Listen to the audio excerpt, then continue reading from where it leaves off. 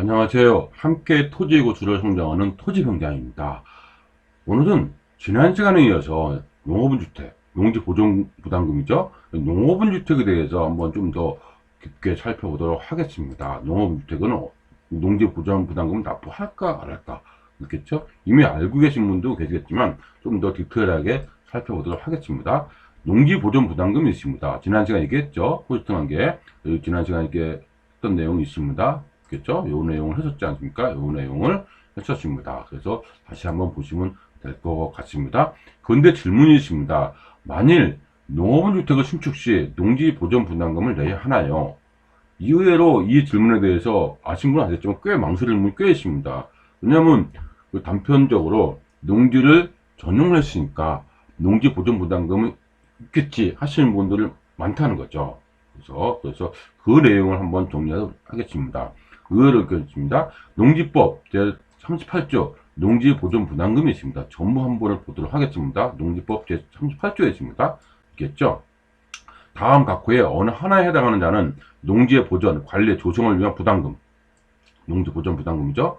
농지 관리 기금을 운영 관리하는 자에게 내야 한다. 알겠습니다. 허가 우리가 이제 필요한 것만 보면은 농지전용 허가를 받습니다.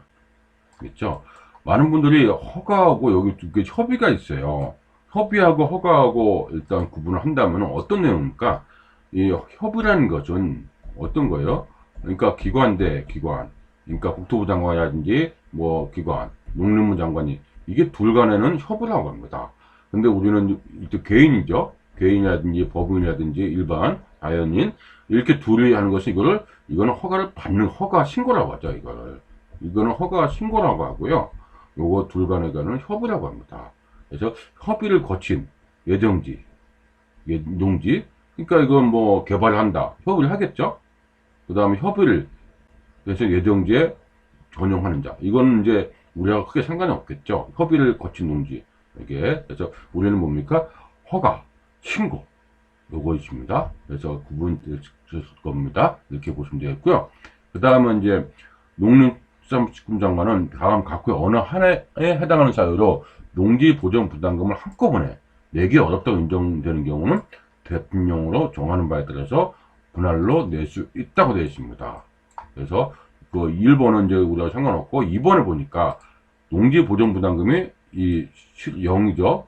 이렇게 농지법 시행령을 보면은 금액 이상의 경우, 개인의 경우는 건당 2천만 원, 개인 유해의 경우는 건당 4천만 원, 농업법인이라든지 그런 경우는 4천만 원. 이렇게 넣으면 이건 분할할 수 있다고 되어 있는 거죠. 이렇게 뭐 이렇게 이건 수수료 변하는 거니까 이거 그때 확인하면 됩니다. 오랫동안 안 변했습니다. 현재는 이렇게 변할 여지는 있는 거죠. 이렇게 있고요.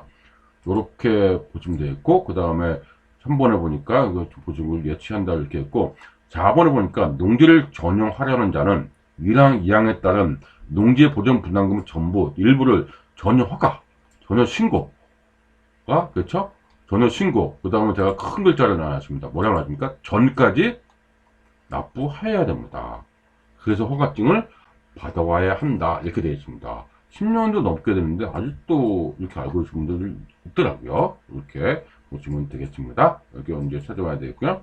이런 내용 있고, 그 다음 6번에 보니까, 그 다음 농림수산식품부 장관은 다음 각구에 어느 해당하면은 대통령령을 정하는 바에 따라서 감면할 수 있다고 되어 있습니다. 감면. 요게 우리가 관심을 가져야 되겠죠. 감면이. 이제 국가, 뭐 이런 거 있는데, 우리는 3조가 사망이죠. 35조 제1항. 각호에 따른 시설이나 그 밖에 대통령령을 정하는 시설을 설치하기 위해 농지를 전용하는 경우는 감면을 할 수가 있다고 되는 거죠. 감면. 우리가 이제 요걸 많이 봐야 되겠죠. 감면이 뭔지. 이렇게 나머지는 이제 일반적으로 법률 중 하나씩 보면 될 것 같고, 우리 감면을 봅니다. 그래서 쭉, 그렇죠. 그래서 먼저 감면 내용을 한번 보도록 하겠습니다. 감면. 감면 보니까, 요게 이제 22년에 6월에 있었습니다. 농지법 시행령. 감면 대상, 감면 비율이 나오죠. 그 1번, 2번은 국가적인 거라 이제 빼고 우리 투자자한테 필요한 걸 봤습니다. 이제 감면 비율이 있고, 농업진흥지역 안, 농업진흥지역 밖이죠. 이거 100하고 100 있죠. 이렇게 100% 감면한다는 뜻입니다. 100%. 어떤 게 있냐면, 요거에 따른 농업인의 공동생활에 필요한 편의시설, 이용시설. 그래서, 나목에 해당한 시설, 이런 나목에 해당한 사람을 뺀다고 했죠. 이게.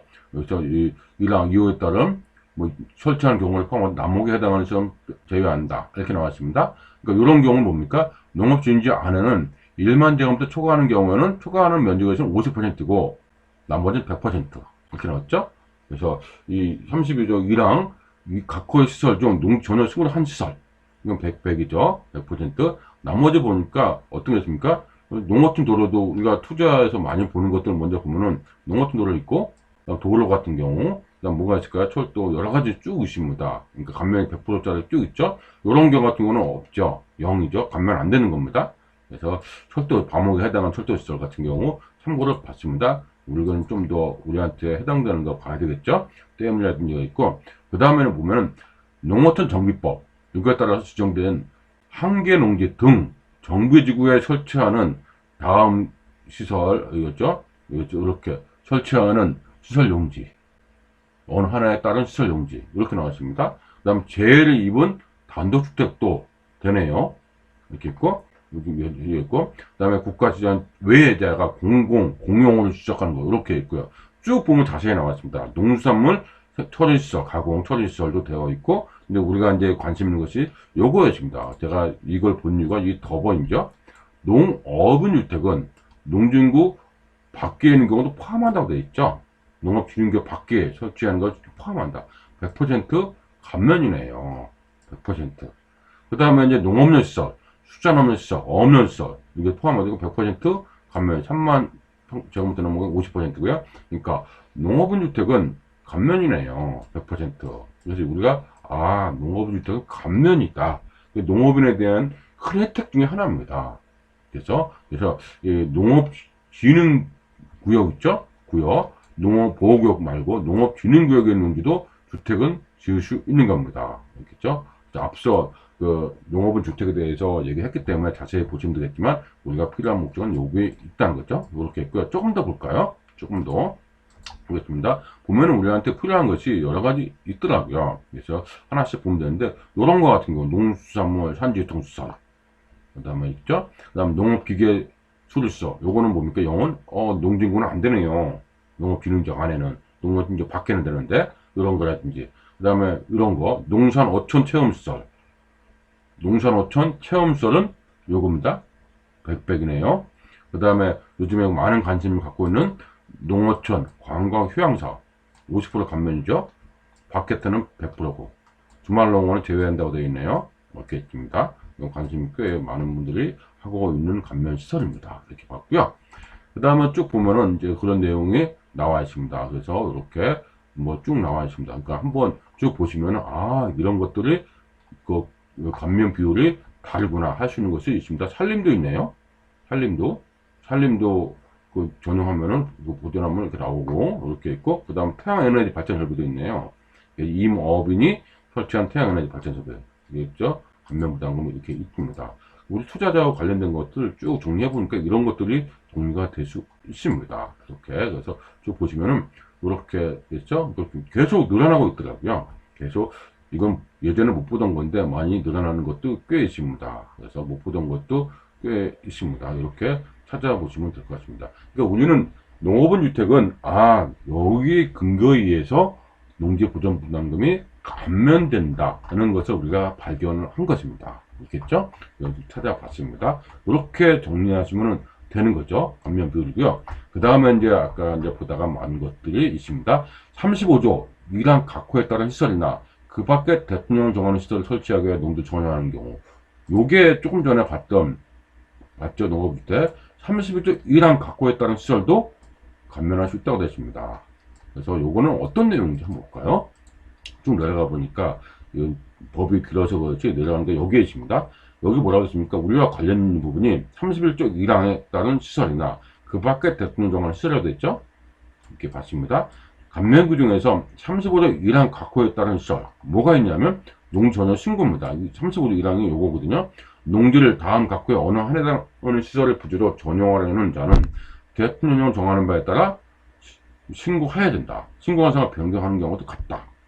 자, 농업은 주택, 어업은 주택, 농수산업 시설, 농수산물 유통 가공, 그렇죠? 이런 것들은 뭡니까? 조금 전에 얘기했듯이 갖고 있는 시설이라고 했죠? 감면하는 거죠. 그래서 감면조항이죠. 그래서 조금 전에 봤더니 감면조항 바뀝니다. 그래서 농지법 시행령 별표에 조금 전에 봤죠. 감면 대상과 감면 비율이 있습니다. 공공기관은 감면 대상 제외하고 일반적인 거 제가 쭉 정리합니다. 쭉 한번 보시면 되겠죠. 농업은 주택을 찾았죠. 조금 전에 모두 어떻게 됐습니까? 농업 기준지역 안과 모두 100%입니다. 그래서 신축 수요는 납부해야 되나요? 처음부터 납부하지 않습니다. 이렇게 되어 있습니다. 제가 이렇게 쭉 봤습니다. 그래서 결론적으로 말씀드리면 농업은 주택은 어떻습니까? 농업은 주택은 농지보존부담금이 납부하지 않아도 된다고 우리가 알 수 있는 내용이었습니다. 이해되셨죠? 그래서 어디에 나오는지 우리가 알고 있어야 되기 때문에 농지보존부담금을 시행령에 따라서 한번 같이 정리해 봤습니다. 아주 유용한 내용이니까 우리는 첫 번째 뭐라고 했습니까? 농업은 주택은 농지보존부담금을 납부하지 않아도 된다. 이렇게 우리는 정리하면 좋을 것 같습니다. 이렇게 마치고요. 다음 시간에는 그 주말체험 영농 농지보존부담금은 또 근거를 찾아야 되지 않습니까? 근거를 찾아야 우리가 낸다 안 된다를 정확히 알 수 있거든요. 그 내용을 가지고 다뤄보도록 하겠습니다. 오늘 여기까지 하도록 하겠습니다. 수고하셨습니다.